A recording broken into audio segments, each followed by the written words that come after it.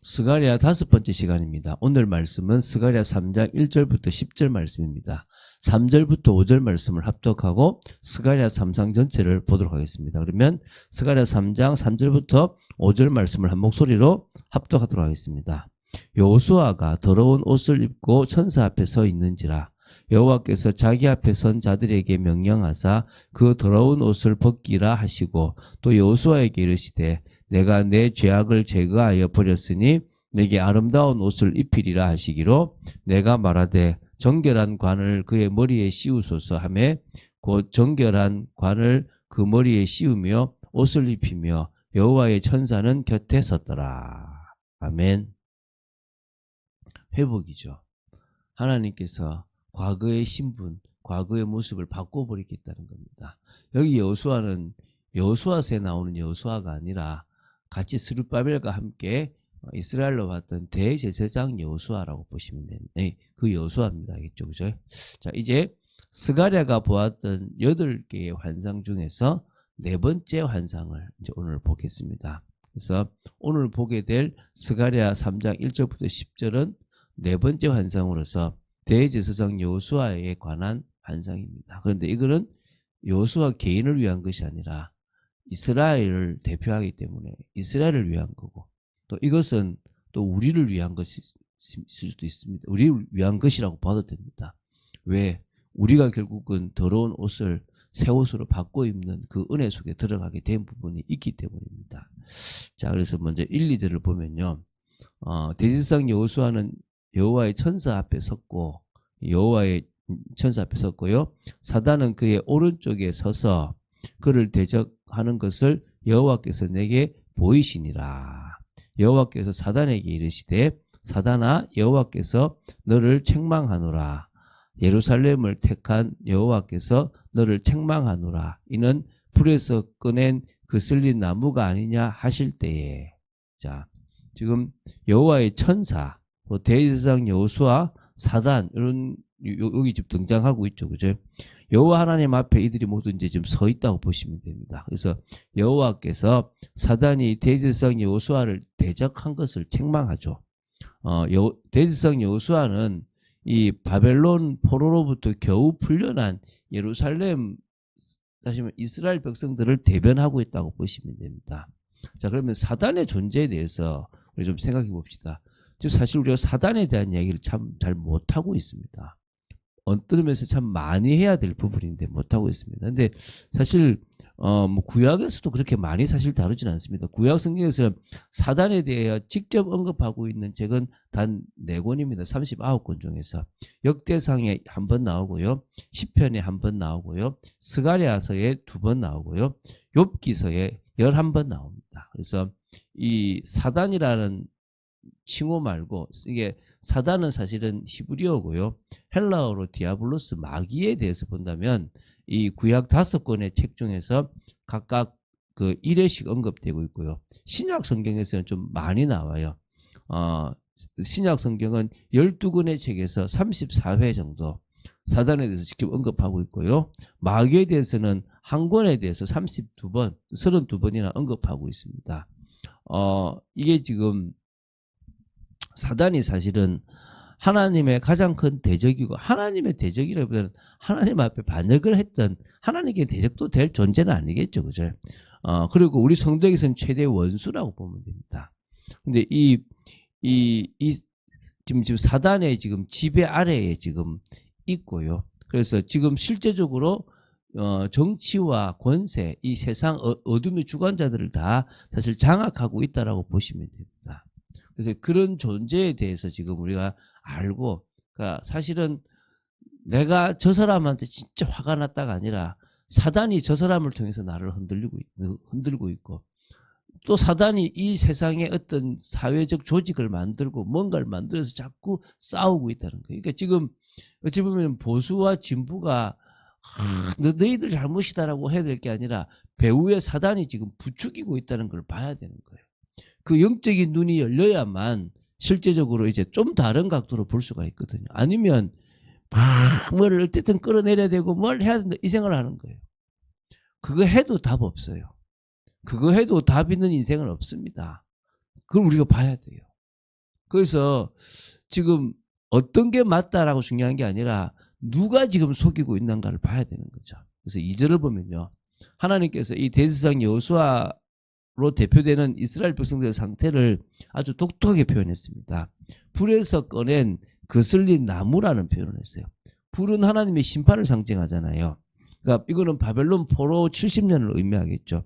그 70년 이후에 이제 하나님께서 고레스 왕을 감동시켜서 바벨론 포로에서 돌아가도록 했습니다. 칙령을 내렸습니다. 그래서 이제 돌아왔죠. 이제 돌아와서 이제 오래되지 않은, 그러니까 불에서 꺼낸 거슬린 나무, 완전 다 타지 않고 이제 거슬려 있는, 지금 힘든 인생을 살아왔던 그들을 지금 이야기하고 있습니다. 그러면서 3절에서 5절 오늘 우리가 읽었죠. 대제사장 여호수아가 더러운 옷을 입고 여호와의 천사 앞에 서 있을 때에 여호와께서 자기 앞에 선 자들에게 명하여 그와 선민의 죄악을 상징하는 더러운 옷을 벗기도록 명하셨습니다. 그러니까 옷 자체가 죄악을 의미하거든요. 그래서 여호수아를 향하여 그의 죄악이 벗겨졌다라는 말씀까지 하십니다. 그리고 그에게 정결한 관을 씌우시고 정결한 옷을 입히셨습니다. 그럼 더러운 옷과 아름다운 옷은 딱 대조를 이루지 않습니까? 더러운 옷이 죄악을 상징한다면 아름다운 옷은 의를 상징합니다. 더러운 옷이 정죄와 심판을 초래하는 것이라면 아름다운 옷은 의를 덧입는 것을 상징하며 구원을 초래하는 겁니다. 그래서 하나님께서 여호수아의 더러운 옷을 벗기고 그에게 아름다운 옷을 입히셨다는 것은 그의 죄악을 사하고 그를 의롭게 여기셨다라고 표현하면 되겠죠. 이게 지금 예수 그리스도의 옷을 입는 우리하고 같이 지금 비견되잖아요. 우리가 과거 더러운 세상의 옷을 입고 있는데 주님이 그걸 벗기시고 예수 그리스도로 옷 입혀 주셨습니다. 예수 그리스도를 믿음으로 말미암아 우리 인생이 달라진 겁니다. 그래서 더러운 옷을 입고 있던 여호수아에게서 그 옷을 벗기고 아름다운 옷을 입히신 하나님께서는 이제 더 나아가서 그 옷만 입혀도 감사한데 정결한 관을 그 머리에 씌우소서라고 하니까 정결한 관까지 씌워주셨습니다. 다시 말하면 하나님 자녀의 신분, 하나님 자녀의 그 축복까지 회복시켜 주셨다는 겁니다. 자, 그리고 이제 여호와의 천사는 곁에 섰다라고 표현이 나오지 않습니까? 다시 말하면은 이 하나님의 보호 속에 있다라는, 그렇게 봐도 되겠죠. 그렇죠? 자, 이렇게 지금 하나님은 이스라엘 백성을 멸망시키려고 포로로 가게 한 것이 아니라 그 죄악을 징계하기 위한 것이지만 결국 하나님은 사랑하셔서 다시 회복시키시고 그 신분 그대로 올려주시는 게 목적입니다. 오늘 우리가 알아야 될 것이, 지금 우리의 인생에도 경제가 어렵습니까? 또 인생이 꼬이고 힘듭니까? 하나님은 회복이 목적입니다. 하나님은 우리를 더 귀한 곳으로 인도하기 위한 것입니다. 그럼 자꾸 우리를 봐야 되잖아요. 하나님, 정말 제가 지금 뭘 갱신하고 뭘 주님 앞에 서야 저의 이 더러운 옷을 벗기고 이 새로운 옷을 입히며 그 관을 씌우시고 우리를 존귀하게 만드실 것인지 우리가 더 깊이 알기 원합니다. 그렇게 깨닫는 여러분 되시기 바랍니다. 이제 6절부터 이제 10절입니다. 여호와의 천사가 여호와를 대신하여 여호수아를 향해서 그의 제사장직을 보장했습니다. 자, 보십시오. 자, 지금 7절 읽어볼게요. 만군의 여호와의 말씀에 내가 만일 내 도를 행하며 내 규례를 지키면 내가 내 집을 다스릴 것이요 내 뜰을 지킬 것이며 내가 또 너를 여기 섰는 자들 가운데 왕래하게 하리라. 대제사장 여호수아야, 너와 내 앞에 앉은 내 동료들은 내 말을 들을 것이니라. 이들은 예표의 사람들이라. 내가 내 종 싹을 나게 하리라. 이 싹은 이제 예수 그리스도를 의미하겠죠, 그죠? 만군의 여호와가 말하노라. 내가 너 여호수아 앞에 세운 돌을 보라. 한 돌에 7눈이 있느니라. 내가 거기에 새길 것을 새기며 이 땅의 죄악을 하루에 제거하리라. 만군의 여호와가 말하노라. 그날에 너희가 각각 포도나무와 무화과 나무 아래로 서로 초대하리라 하셨느니라.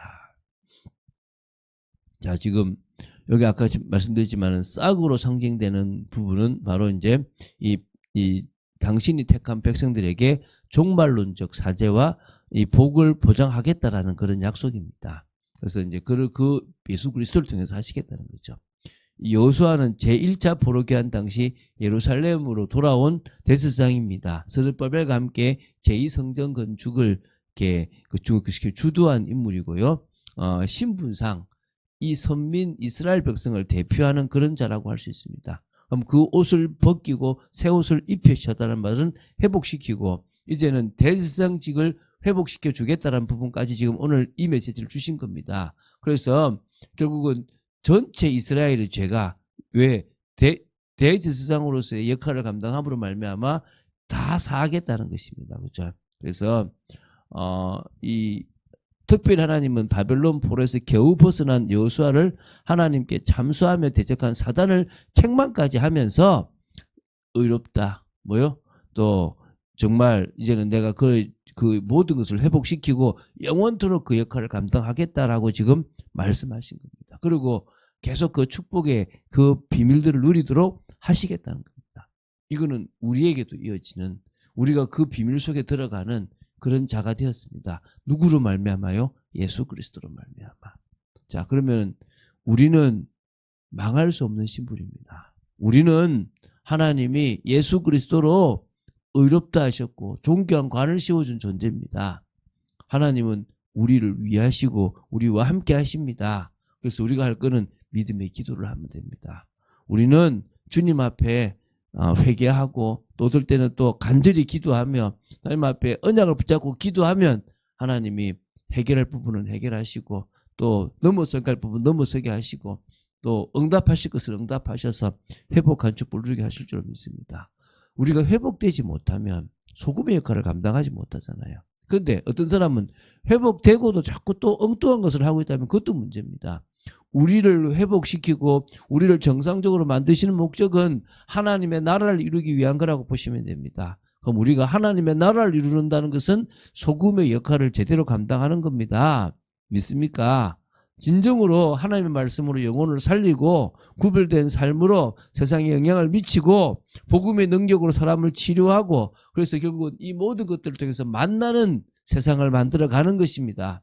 우리가 말씀을 잃지 않기만 하면 됩니다. 그게 신앙생활입니다. 그 신앙생활을 지속하는 여러분 되시기를 주 예수 그리스도 이름으로 축원드립니다. 주는 그리스도시요 살아계신 하나님의 아들이심을 고백합니다. 감사합니다. 오늘도 저희들의 신분을 회복시켜 주시고 죄악을 깨끗이 씻겨주심을 감사합니다. 하나님의 은혜 가운데 있는 저희들 되어지기 원하며 소금의 역할을 감당할 만큼 회복되는 축복을 누리도록 지켜주시옵소서. 주 예수 그리스도 이름으로 기도드립니다. 아멘.